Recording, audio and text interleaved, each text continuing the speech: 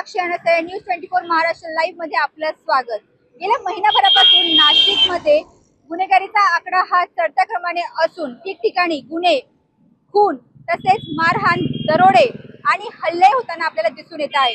या सर्व गुन्हेगारीला अटकाव घालण्यासाठी आता पोलीस प्रशासन हे अलर्ट मोडवर आलेलं असून चांगलीच कंबर कसून कारवाईला सुरुवात करण्यात आलेली आहे। नाशिक शहराच्या ठिकठिकाणी पोलीस प्रशासनाने ही आपली कारवाई सुरू केलेली आहे। तर या कारवाईच्या समर्थनार्थ ठिकठिकाणी नाशिकमध्ये होर्डिंग्स लावण्यात आलेले आहे। आपण आपल्या इथे मागे बघू शकतो की गंगापूर रोड परिसरामध्ये आता काढा दंडा, भयमुक्त नाशिक हाच अजेंडा, भयमुक्त शहरासाठी नाशिक पोलिसांचा जाहीर पाठिंबा अशा वाक्याचं असं ब्रीदवाक्य असलेलं होर्डिंग इथे गंगापूर रोड परिसरात लावण्यात आलेलं आहे।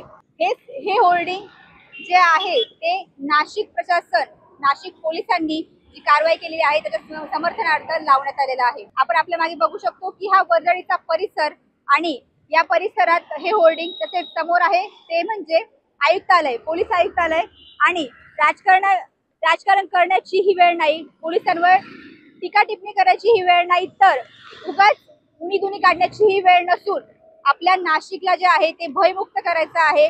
नाशिकमध्ये काही गेल्या दिवसापासून जी दहशत पसरली आहे ती कुठेतरी त्याला फुल स्टॉप, त्याला पूर्णविराम देण्यासाठी नाशिक पोलीस प्रशासन हे आता कारवाई करण्यास सुरुवात केलेली आहे। अनेक ठिकाणी जे असेल ते गुन्हेगारांना पकडण्यात आलेलं आहे। गुन्हेगारीमधले जे आरोपी असतील, ज्या परिसरात त्यांनी गुन्हे केलेले आहेत त्या ठिकाणाहून त्यांची धुंड काढण्यात आलेली आहे। तर एवढंच नव्हे, फक्त आरोपींवर कारवाई करण्यात आली येत नसून जर गुन्हेगारीमध्ये एखाद्या राजकीय नेत्याची संशयास्पद भूमिका असेल तर त्या राजकीय नेत्यावर सुद्धा कारवाई करताना आपल्याला दिसून आलेलं आहे। ही संपूर्ण पोलिसांची कारवाई नाशिककरांसाठी एक समाधान आहे। नाशिककरांसाठी संपूर्ण पोलिसांची कारवाई ही नाशिककरांसाठी एक समाधान आहे।